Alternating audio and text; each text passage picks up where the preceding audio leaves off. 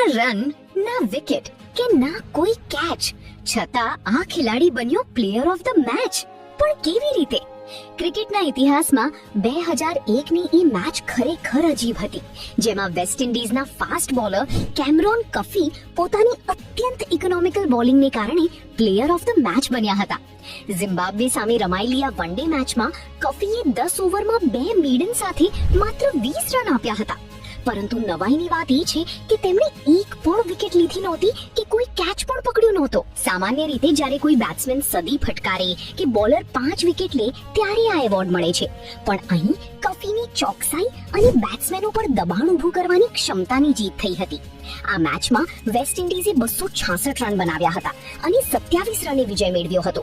6 ફૂટ 7 inch લાંબા બોલરે સાબિત કર્યું કે રન રોકવા એ પણ વિકેટ લેવા જેટલું જ મહત્વનું છે, અને આ રીતે તેમણે 0 વિકેટ સાથે આ એવોર્ડ જીતીને એક અનોખો વર્લ્ડ રેકોર્ડ પોતાના નામે કર્યો.